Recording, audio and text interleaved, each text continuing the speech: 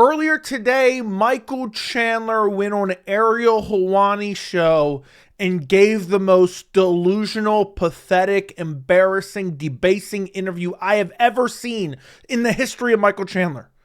I'm not kidding. I'm not being hyperbolic. Made nothing but excuses. Alluded to essentially Oliveira did nothing but stall the whole fight. Said that he would beat Charles Oliveira 9 out of 10 times. Begged for the Conor McGregor fight. And even when somewhat asked about the recent trial Conor McGregor's been in, where he was found civilly liable of sexual assault, Michael Chandler essentially says, yeah, he's got to get back to training. He's got to fight me. We got to finish The Ultimate Fighter. We're going to go through it all in this video. There is a lot to dissect in this interview. I mean, Chandler, I don't know what's going on with him. He is mentally broken. He needs to see a psychiatrist. He needs to see a sports psychologist, because this is getting worse by the day. And since he was dominated by Charles Oliveira at UFC 309, it seems like he's turned a corner for the worse. So let's just jump right into it. So before I even actually start playing the interview, guys, do me a favor. If you enjoy these videos, make sure to subscribe to the channel. I would really appreciate it. Like the video as well. Also, if you care to watch this entire 34-minute interview, I don't recommend it.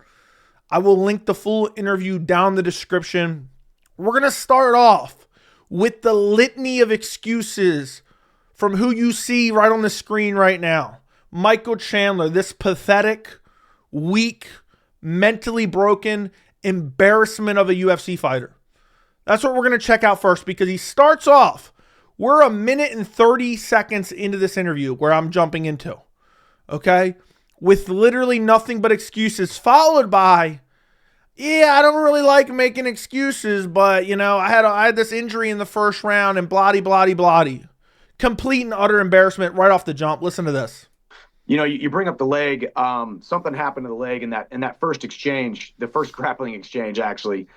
Pretty sure I ripped the MCL almost off the bone, tore the meniscus, and I kept remembering in the fight. And it's actually a really funny story, because Robbie Lawler, the legend Robbie Lawler, who doesn't make excuses, doesn't take any crap from anybody. I'm like, guys, I can't get my footing. I don't know what's going on with my footing. I kept putting water under my feet.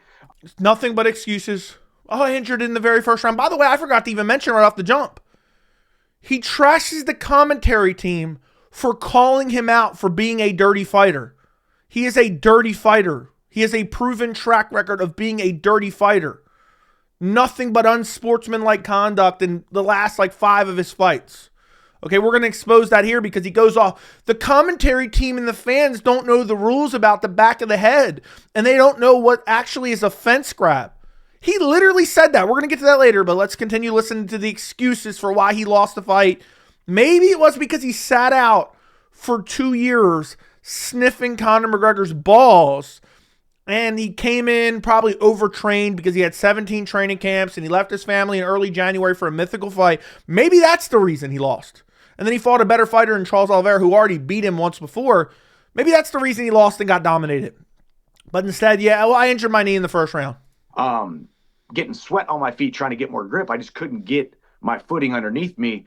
And it turns out I did something to that left leg in that first round, 2 minutes into the first round, 3 minutes, whatever it was. And I just wasn't able to really put a lot of weight on it. And I hate these, looking back excuses, Yeah, I hate them too. So why don't you stop making them? I'm not even going to show you all the excuses he made in this interview, because I'd have to show you the entire interview. Next clip, we're going to jump ahead now. We're going to get to some more excuses. And believe me, there's a lot that I cut out. I'm only showing you the pertinent clips. More excuses about his injuries. And also, yeah, I didn't take any damage. I didn't take any damage in this fight. He keeps saying that. But when he went on a podcast, a couple days ago or a week ago, he said it was the most beat up he's ever been. He headbutted Charles Oliveira's kneecap. He wasn't, kneed. He headbutted his kneecap. He's talking about the swelling in his leg and this and that. But yet he didn't take any damage. Listen to this. And more injury excuses, of course. But I fell 4 or 5 times in the fight. Tripped over my feet. I tripped over one time in the cage. Banged up my ankle. And on the same fall, felt like I dislocated my thumb. And my thumb went all the way back. Yeah, just keep making excuses. Oh, I was so injured in the first round. I was falling all over the place. Maybe because you hadn't been in the cage for a while. Maybe because you have no fight IQ. And you just squat down and throw overhands nonstop. But yeah, continue making injury excuses for why you lost. Literally got dominated in every aspect of the fight. But yeah, let's listen. I looked down at my thought, like just stuff like that, where you're just like, man, little injuries that happened inside the fight. Luckily I didn't take a lot of damage to the head. Didn't really take any punches at all compared to the Gaethje fight. He didn't take any punches at all. He was running for his life multiple times in the fight as Oliveira's walking him down. Oliveira landed some good elbows on the ground. It wasn't as much damage as Oliveira would typically do, but Oliveira landed some good shots. Even when he did the podcast a week ago, he had damage on his face. He had a black eye. I mean, this guy is completely and utterly delusional. He was getting beaten up to the body. He was getting his legs kicked. He was getting punched in the face. Even took a flying knee, I believe, at one point as well. That he headbutted the knee of Charles Oliveira. This guy's a clown, an utter and complete clown. Next clip, he basically says, and I'm kind of paraphrasing here, but you can make your own determination of what he says.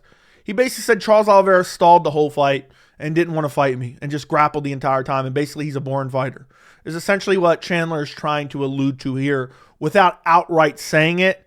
And again, just talking about he did no damage. Charles Oliveira did no damage to him. But yet he's pissing blood, and he's pointing to his shin and talking about all the damage he took. And later in this interview, he takes a victory lap about jumping with Oliveira on his back, which is, we'll get to that a little bit later, but it's just utterly disgraceful. Chandler literally gave single-handedly the worst, most delusional, debasing interview I've ever seen in my entire life. I don't know if this guy has a single fan left. And he's a dirty-ass fighter, piece of shit fighter as well. I spent a lot of the fight with Charles Oliveira on my back, just holding me and not doing damage and not really threatening too much of submissions. I mean, if you really... Well, maybe you should have trained for that, buddy. You had 2 years off, sitting around sucking on Conor McGregor's balls every time you had a chance. Talk about how romantic he is about the sport. And maybe you should have been training for jiu-jitsu instead. Instead of giving TMZ every interview and promising fans date after date after date. This guy's a clown. I can't even listen to this shit. And I got to listen to it twice because I listened to it once for timestamps, and then I got to listen to it again with you guys. This shit's driving me nuts. Make sure to subscribe to the channel. I got to listen to Chandler twice every time I do one of these videos. If that isn't enough to earn your subscription, I don't know what is. I want to get to 40K before the end of the year, so share the video as well. Really think about the entirety of the fight. I had my back taken, and I was willing to concede that position to get from round 1 to 2 to 2 to 3, 3 to 4. So he quit on himself. He couldn't grapple, so he quit on himself. He was ready to concede the position. Probably all that training for Conor McGregor. He was training for Conor McGregor. He was prepared to give up his back consensually. Every fight with Conor McGregor, every date, summer of 2023 and fall of 2023, December of 2023, UFC 300, UFC 303, the Sphere, December of 2024. He was prepared to give up his back to Conor McGregor over and over and over again. So maybe that's why he did it against Charles Oliveira. And then eventually hoping that his gas tank was going to slow down and we were going to put it on him later in the rounds. If you just listen to what he said, he gave the equivalent to Dominic Cruz's commentary when Habib's just on top of Conor, just smashing him and 10-8ing him with ground and pound and almost getting a TKO. And Dominic Cruz is like, I think he's trying to gas him out here. And Rogan's like, no, I think he's just getting smashed. This dude essentially just said, I conceded rounds 1 through 4 in the grappling, hoping that he would gas in the 5th round. And he thinks that's a smart game plan, let alone to admit it out loud to fans. And it just gets worse and worse. I mean, this next part is really where it gets bad. He complains about the commentary team for complaining about his blatant, illegal back-of-the-head shots and fence grabs throughout the fight. This dude had the audacity to bring it up and complain. This guy right here, this clown right here, this dirty fighter right here. Because make no mistake about it, this pathetic man is so mentally broken in his life that he can't go into a fight and not cheat. Because he knows he's not good enough to beat a guy like Charles Oliveira. Maybe Conor, he would have been able to. But he can't beat a guy like Charles Oliveira. He can't beat a guy like Dustin Poirier. He can't beat a guy like Justin Gaethje. So he has to cheat because he's mentally broken and he knows he's not good enough. So he has to be a dirty fighter instead.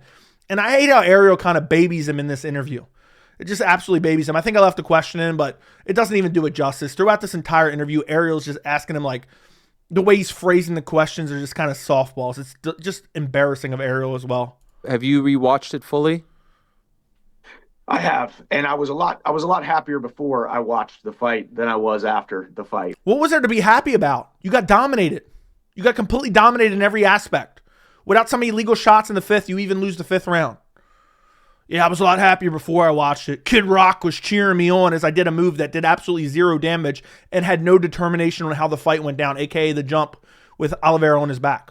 Not necessarily the fight itself, but just the commentary, watching it on TV compared to being in the arena. If you were there that night, a lot of people, they were wowed by it. They loved it. It was an awesome fight.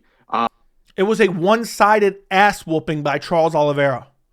Dude's acting like because he had Oliveira on his back in the fifth round and he jumped, doing zero damage.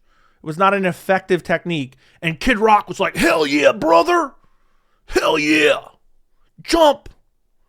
He acts like it was an exciting competitive fight. No, you got dominated, bitch boy. Dominated. But yeah, when he watched it back, he didn't feel that energy anymore, apparently. And then he starts complaining about the commentary team. Listen to this. And we're going to expose it. We're going to expose it badly in this video. But watching it on TV wasn't as appealing to me. So what bothered you most, the performance or the commentary? What was leaving you with a bit of a sour taste in your mouth? Yeah, I mean, a little bit of the commentary when it comes to, some of the stuff that they were saying, the misinterpretation of what the back of the head is by the unified rules of mixed martial arts. The misinterpretation of the back of the head shot rule. Well, please explain it to us, Chandler. Maybe someone's isolated all those shots and put them in a slow-mo where we can check them out and we can see if you're right or wrong. Maybe someone's done that. The misinterpretation of back of the head shots. Please explain, Chandler. The misinterpretation of what cage grabbing is. The misinterpretation of what, you know what? The misinterpretation of what cage grabbing is. Dude did this, cage grabbing. The misinterpretation. Who does this? The misinterpretation of what cage grabbing is. Like he didn't cheat the entire fight. What a bum. But let's let him finish his thought before we actually take a look at it. Maybe we're wrong. Let's look at it with an open mind. Maybe Chandler's right, and maybe he's not a dirty piece of shit. And a couple of different things. It's all water under the bridge at this point. But more than anything, I'm an honest guy. I try to live pretty full of integrity and full of honesty. And a narrative that has been painted is not very interesting to me. Not very happy. Very happy about it. But it's all part of it. So this guy cheated nonstop in his fight, and then he's not happy that the narrative has been painted that he's a dirty ass fighter, which he is. Yeah, I'm not really happy with that narrative. I cheated the entire fight, and people are calling me a cheater and calling me a dirty fighter. But please do, Chandler. Please do. Let's jump ahead. Let's skip Ariel's question. Explain back of the head shots. Please explain back of the head shots. Because I know you're interested in back shots dead, maybe only with Conor McGregor, but explain to us back of the head shots. Well, I don't think I did anything wrong. I'm not going to say I didn't do anything wrong. Okay, I'm not going to say that people couldn't look at it and splice it and look at it from under a fine-tooth comb and a magnifying glass. Oh, we're going to look at it through a fine-tooth comb and a magnifying glass. But the unified rules of mixed martial arts say that there is a line drawn from the crown of the head, if this were the back of the head, the crown of the head down to the neck, 1-inch variance on either side. So you're talking about a 2-inch area on the back of someone's head that is considered the back of the head. And if you watch 90% of the shots, at least, most of them, almost all of them, or at least where I was aiming, all of them, my fist. At least where I was aiming. I mean, this is a word salad and a half. Fist was catching the ear. So if you're catching the ear, that is not the back of the head. And let's rewind that and listen to that one more time. Because it's a complete and utter word salad, by the way. Talking about a 2-inch area on the back of someone's head that is considered the back of the head. And if you watch 90% of the shots, at least, most of them, almost all of them, or at least where I was aiming, most of them, if not all of them, at least where I was aiming, all of them, my fist was catching the ear. So if you're catching the ear, that is not the back of the head. And actually, the back of the head is not really what you and I would call the back of the head is not what the actual definition of the back of the head is. That 2-inch strip down the back of the head. And a referee who was within 2 feet away never said one thing about it. And then you got commentators who were 35 feet away saying it's the back of the head, and then you got other people who are saying, hey, that's the back of the head, just like the Poirier fight. Just like the Poirier fight. Well, we're going to check out the Poirier fight in a second, but let's go off that definition that Chandler gave us. Down from the crown of the head. By the way, there's no misinterpretation of fence grabs. Let's just throw that in there. Does that look like a fence grab to you? The interlocking of the fingers inside the cage? You guys tell me, is that a fence grab? Let's just start off with that. And this isn't the only fence grab. Here's another egregious one. Let's check out another egregious one. This is from the fight. You guys tell me. Is this an egregious fence grab or what? Look at this hand over here. Look at that hand over there. Is that a fence grab? Is that a fence grab right there? Is that a fence grab? Finally, let's go and watch. Immediately taken down afterwards. Also, if you go back here, is this a fence grab? That's, maybe you can call that something else. Maybe that's not technically a fence grab, but this is illegal right here. This is completely illegal, okay? But let's get to the back of the head shots, because the back of the head shots from the crown of the head with a 1-inch variance on each side. Let's see how many of these land to the back of the head. And I want you to really pay attention to not only the fist, but I want you to pay attention to the forearm of Michael Chandler. By the way, there's multiple other back of the head shots throughout the fight, but they weren't as damaging, so we won't even include those. Let's include the flurry in the 5th round, which is the most controversial part of the fight. Let's watch it in slow-mo. Okay, let you guys tell me. Does that land? So the fist lands here, but the forearm lands here as well, okay? And let's just keep watching. Watch the forearm. Look, right to that fist lands, but the forearm lands to the back of the head. Then watch here. This one's so blatant, okay? Some of them are like, okay, maybe they're all right, but watch how bad this one is. Look, that's clearly back of that. Look at that. Forearm and fist to the back of the head. Right to the dead center and the crown of the helmet. Again, watch the forearm here. Back of the head. Back of the head. Okay, that one's clean. That one's clean. That one's clean. Forearm right to the back of the head. Keith Peterson's looking at it close. We can't really tell those ones. That one's to the back of the head as well. And then you can't see the rest of them. Okay, there you go. You got another one right to the back of the head. Another one. Look at this one. Look at these last two. Seriously. There's like 18 to the back of the head here. Look at that. Not that one. It's the next one. Look. Watch. Back of the head. Back. Seriously. Again, let's rewind that one. Is this not dead center of the back of the head right here? Look at this. Look, right there. Boom. I'm talking about the forearm and the fist kind of land. The fist lands right here. By the way, this would be on the 1-inch variance, okay? It would be like from here to here, roughly. Would be within the 1-inch variance. And that's not all of them. That's not even all of them. Look. Look, right to the back of the head. Right to the back of the head. Right to the back of the head. And then you can't even see these probably to the back of the head. We can't say for sure. And then there's even more when he's up against the fence that are kind of like zoomed. You can't really see them. There's like one really bad one up against the fence. So you guys tell me. I'll let you guys be the judge. The forearm majority was landing to the back of the head. There was some fist that was catching the side, but there was also some fist that was landing to the dead center of the back of the head, along with the forearm over and over and over again. Now let's listen to what he has to say about Dustin Poirier here, because maybe I just happen to have that footage in slow-mo too. You're punching a guy behind the ear. If it's not within that 1-inch, that 2-inch variance, 1-inch variance to the center line of the back of the head, and it's just things are happening. It's going 1,000 miles an hour. If they were clean, why does it matter if it's going 1,000 miles an hour? I would love to know. The referee was yelling at me, hey, Michael, watch the back of the head, or that is the back of the head. He might give you one shot, say it's the back of the head, and then I would have changed courses. I would have changed the trajectory, but none of them were going straight down. They were all coming at a 45-degree angle.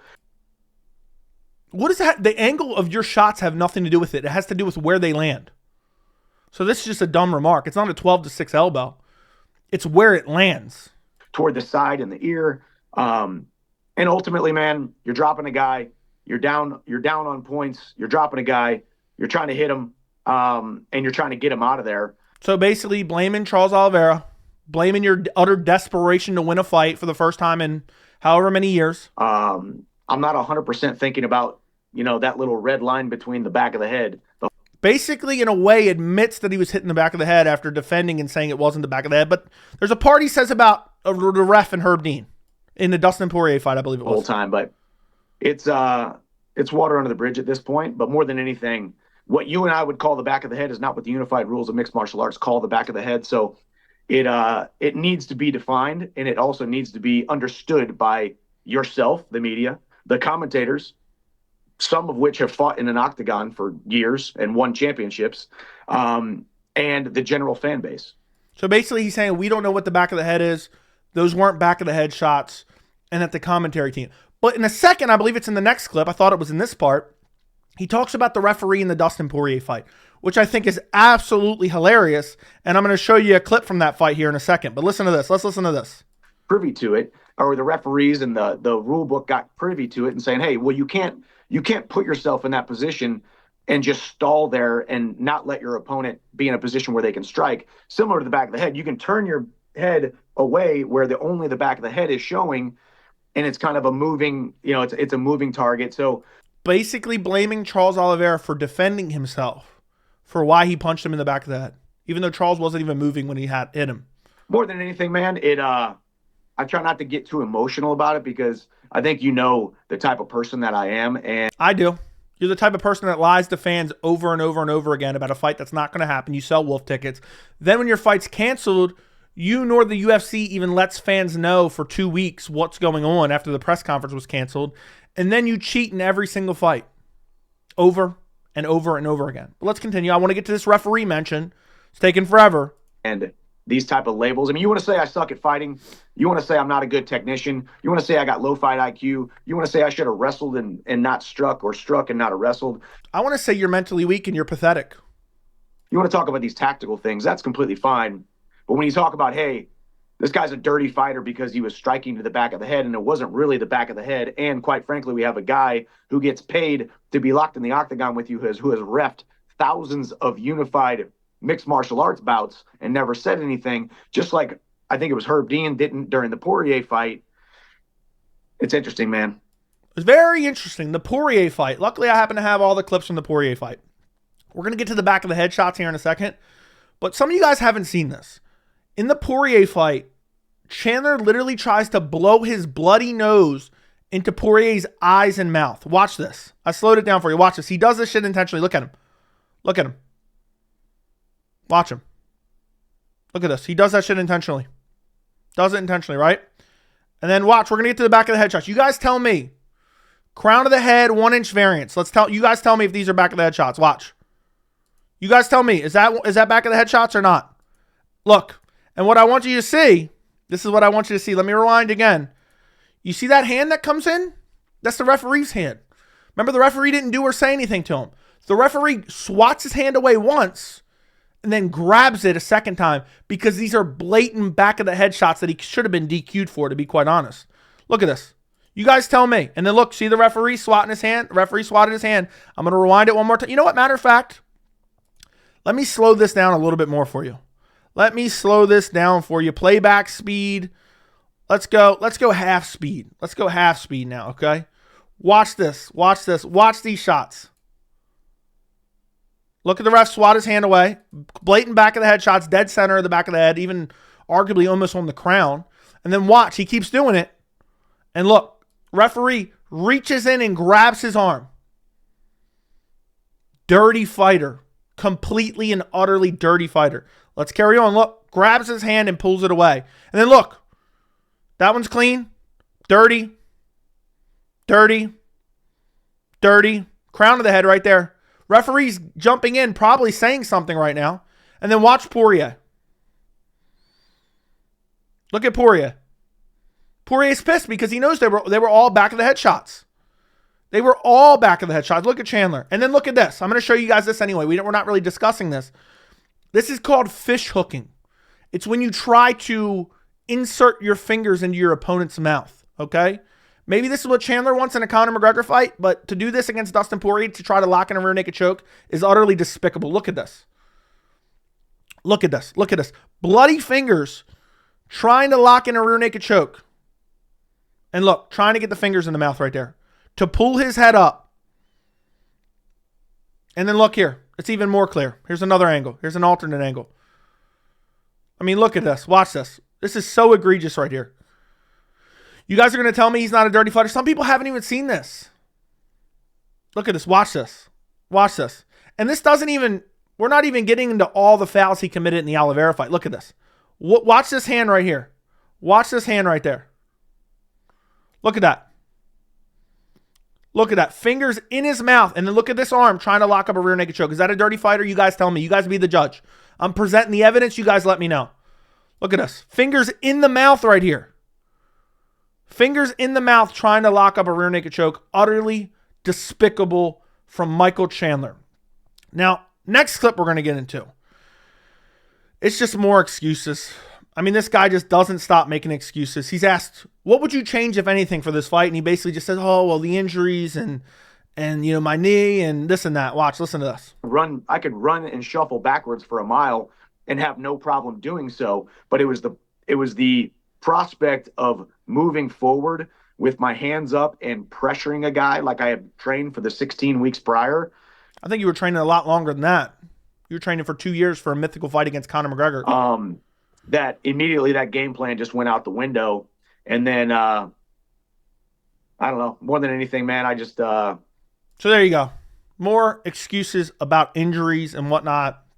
We're going to skip ahead. There's more. I mean, there's so much more to look. We haven't even got to the Conor McGregor portion yet, which I think is arguably the most humiliating and embarrassing portion of this entire interview. This next clip, discussing the 5th round, discussing Charles Oliveira being on his back and clinging on for dear life, and he's jumping up in the air. And I mean, this is a victory for him. Doing absolutely no damage and looking like basically a buffoon is his win. I mean, Armin said you could have lost 3 exciting fights by now, Chandler. I mean, this guy's taking a victory lap for jumping with Oliveira on his back. Like, yeah, man, Kid Rock was hyped. Finished stronger than my opponent. I mean, there's a lot of people that would look at the way the 5th round ended, and you had one guy who was hanging on by a thread, one guy who was backpacking me and holding on tight, digging his chin in and just along for the ride, while another man stood to his feet twice on a ripped up MCL and meniscus, carried him to the center of the octagon, and backdropped him in front of a standing ovation, 20,200 people. There was not one person sitting in their seat. Look how proud of himself he is. Imagine being so proud. I got dominated in a fight and lost. But man, I did something stupid at the end. I jumped up in the air with Oliveira on my back. He's in a more advantageous position, in a more dangerous position. And I'm doing something that makes absolutely no sense and helps me in no capacity. And I've already admitted I gave away the 1st through 4th round. I just conceded because he took me down and controlled me and beat me up on the ground. But man, I had him on my back and I jumped up and down. What a clown. What a clown. And we're about to get to even worse stuff here in a second. There's not one person who was unhappy that they bought the pay-per-view. I think I would have preferred a competitive fight rather than you getting your ass whooped. You know, I figured 17 training camps while you sat out for Conor you would have been a little bit more competitive, but fair enough. More than anything, I knew that the fight probably wasn't going to go my way at that point. Not probably. I knew the fight wasn't going to go my way at that point. And that's a really great picture. You can see, if you zoomed in on that left knee right there, you can see how my MCL is swollen. He sounds like Darren Till talking about his ACL. Yeah, if you zoomed in on that picture, you could see my MCL. We get it. You lost. You got dominated. And displaced out of place there. But I still carried him to the center of the octagon, bounced him off the monster M. And we did it not just once, but twice. And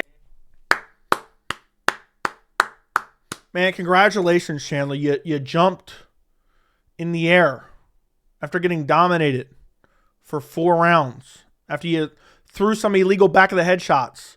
You jumped in the air, man. I'm sure Kid Rock liked it. I'm sure there was plenty of standing fans. I mean, look, even Charles is laughing here. Because you know what he thinks? I just dominated this dude and he's doing the dumbest stuff and shit. You know what would have entertained me more than this? If Chandler trained and had the ability to get out of bad positions on the ground and then fought back. Call me crazy. That would have really had me excited. Next clip we're going to get to.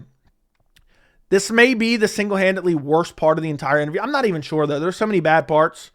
And soon we're going to get to the Conor McGregor stuff where he, is kind of asked about the civil trial with Conor McGregor. But this is really bad. He says he would beat Charles Oliveira 9 out of 10 times.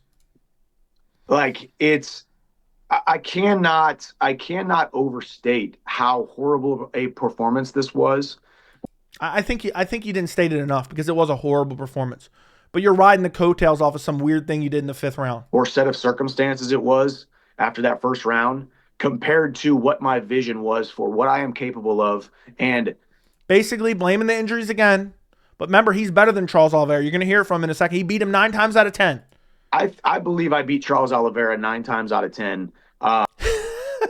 When I heard this initially, I said, there's no way he said. He must have been trolling. He's going to laugh afterwards. So he lost twice to Charles Oliveira. That means if he continued to fight Charles Oliveira, he's going to beat him 18 straight times. What is the probability of that? You guys tell me. He beats Oliveira 9 out of 10 times. We'll listen to a little bit more for context. I don't want to completely take him out of context because he knows people are going to laugh at it because it's hilarious. It's delusional. And obviously, I've lost to him twice now, 2 out of 2. I have a 100% loss rate to Charles Oliveira, so I understand why people might tisk at that, roll their eyes at that. Yeah, they would tisk at that or roll their eyes at it or laugh at it for being pathetic and delusional because it's simply untrue. I don't think you would ever beat Charles Oliveira. I would say maybe 1 in 100, and that's a fluke injury. Charles Oliveira, breaks a limb or something. If you fought him 100 times right now, rinse, repeat, you're losing every single time. Maybe once Oliveira has a fluke injury. That's the only way you're beating him. Completely and utterly delusional. Next part, he starts alluding to a Conor McGregor fight in mid-2025, which is just absolutely this is how he felt waiting for Conor this entire time. Look at this face right here. But let's continue. It really sucks, but here we are. We're going to enjoy the holidays, and we're going to hit 2025 with a bang. And yes, there's a huge fight out there that needs to come to fruition, and I do believe it does in the first half of 2025, and that's perfect timing for me, and it's going to be perfect timing for him. Talking about Conor McGregor, keep in mind, I don't know if you watched the content or you've been living under a rock. Conor McGregor was recently found civilly liable for a sexual assault back in 2018. This dude's still calling him out. And some comments he makes in a minute is absolutely disgusting, which we'll point out in a second. But he still thinks this fight's going to happen, which is even funnier. He really believes he's going to fight Conor still. He's going to sell wolf tickets to another event. By the way, I'm not sure Conor ever fights again, and Dana has even come out and said, if Conor fights, it's going to be late 2025. So this dude's saying, yeah, I'm going to fight Conor, summer, international fight week, summer of 2025. Yeah, guys, get ready. Most electrifying. Who even wants to see you fight anymore? All you do is lose, dude. Skip ahead. Next clip. This is just laughable. He starts coping about his UFC career. I've only lost 3 times. More people are drawn to my story and who I am, where I started from, and where I have come from if I win. With that being said, I've only lost to 3 guys in the UFC. He's fought, 6 times? Let's look at his resume real quick. I've only lost 3 guys. Yeah, that's insane. That's insane. He's only lost to 3 guys, but he has 4 losses and 2 wins. Because 2 of those losses were to Charles Oliveira. I've only lost to 3 guys. This dude is 2-4 in the UFC. His best win is Dan Hooker, which at the time it was okay. It wasn't crazy good. It was decent. And that has aged quite well. Dan Hooker looked like he was going to be completely washed out of the top 15 of lightweight. Now he's had a resurgence. But that was, 4 years ago at this point? January of 2021. That's almost 4 years ago. How the hell did that happen? His last win was in 2022 against Tony Ferguson. Yeah, I've only lost to 3 guys. Dude, you had 6 fights and you lost to 1 guy twice. You were 2-4 in the UFC. Complete and utter cope. Next part we're going to look at. First off here, Ariel Helwani is just running cover for Conor McGregor in my opinion. The way he phrases this question, and you'll hear a little bit of it here. He's like, I won't put you on the spot and ask you about Conor, but do you think that affects the fight at all? Because Conor has been found civilly liable. It's just delusional. Some massive news pertaining to Conor, and I'm not going to put you on the spot here and ask your reaction to that. I don't think that's fair to you. But do you think that him being found civilly liable in this case will preclude you from fighting him next? By the way, you notice he didn't mention it was civilly liable for sexual assault and rape? Refuse to say it. If that isn't blatantly, obviously, trying to whitewash what Conor McGregor has been found civilly liable of, I don't know what it is. And I'm not going to put you on the spot and ask about it. But do you think it has anything that it's going to have any effect on this fight? This fight you've been waiting 3 years for? You think it's going to have any effect? And Chandler's answer is just delusional as well. Next year in 2025. There are some people who think this will keep him out even longer. what is your gut saying right now? I don't know the legal ramifications. I don't know the. By the way, if there's one person whose opinion I don't want on Conor McGregor's return to the UFC, it's probably Michael Chandler's. It's probably the most unreliable opinion you could ever ask. But he's smiling about it, talking about he doesn't know the legal ramifications, but let's carry on. You know, what all that stuff looks like. I do know after something like this, if I was in that position, obviously the last thing I would want to do is not be training and not be moving forward toward a common goal. So you really can't make this up. If I was in that situation, the last thing I'd definitely be training, moving towards a common goal. I mean, this reaction is just, this dude is a clown. This right here is a pathetic weak man. I'm telling you that right now. Still hanging on to Conor's jockstrap. I'm sure he wants to get back in training. I think that's what his statement said. He's going to be, with his family. He's going to get back in the gym. It's a tough position. It's a horrible position all around, obviously, for him and for everyone involved. He has more sympathy for Conor McGregor and his family. It's a tough position for him and everyone involved. I mean, this guy is a clown. This is the worst possible answer. And you can tell he doesn't want to touch it because he wants to help a man who was found civilly liable of sexual assault. He wants to help him get a paycheck. He wants to stand across from him. I'm not even going to make that joke. Never mind. He wants to stand across from Conor McGregor. He wants Conor to come back. He wants him to return. He wants to help Conor McGregor make millions, which he's really not going to help him because Conor versus a broomstick does the same amount of pay-per-view buys as Michael Chandler. So, but yeah, this is his reaction to Conor McGregor getting in trouble in civil court. And it continues. And it's a tough spot. So I don't really have anything else to say about it, but I do think the best thing that he can do, most likely, obviously, is to get back moving toward a common goal. A man or a woman needs a common goal to continue to work toward in order to continue to build ourselves up. And why not fight me? Why not be training to fight me? Middle of next year, International Fight Week. Before that, as soon as possible. I'm ready to get back into training camp right after January 1. And we can make that fight happen. This dude really said, yeah, I think the best thing to do after getting caught and found civilly liable by a jury of your peers, I think the best thing you can do is get back into training and fight me. We're gonna heal some of those demons, Conor. We're gonna help fix your reputation. We're gonna whitewash your reputation by having this extravagant event. I mean, this dude just made this entire thing basically about him.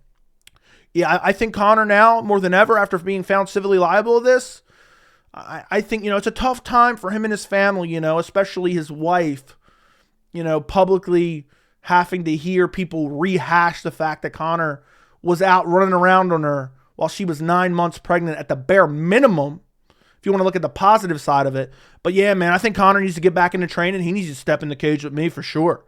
Last clip we're going to look at is, again, him acting like Conor McGregor's definitely fighting him next, which is just completely and utterly delusional.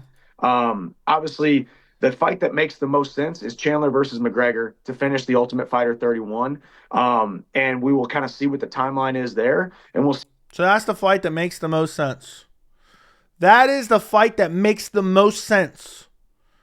Who even cares about the Ultimate Fighter 31? How long ago was that at this point? I think that ended airing in August of 2023. It is now damn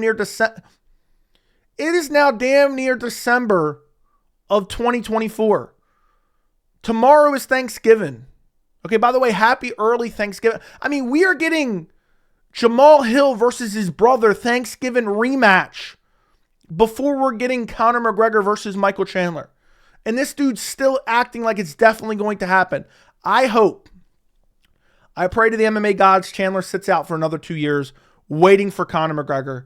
That's what he should do, okay? That's what he should do, because we're getting the Jamal Hill versus his brother rematch, the one we've been all asking for over the Thanksgiving dinner We're finally getting it in 2024. Can't wait to see who wins. I'll be live streaming the full Thanksgiving at the Hill household, so make sure you join me for that. But yeah, I mean, this was a pathetic interview from Michael Chandler. This was a delusional interview from Michael Chandler. This was a humiliating interview from Michael Chandler. And honestly, this was one of the worst I've ever seen. The dirty tactics in the fight, the basically claiming that Charles Oliveira was stalling, the excuses nonstop, the Conor McGregor remarks in general were just despicable in my opinion. This guy is a clown, and I will continue to call it out. People called me crazy when I was saying it in 2023.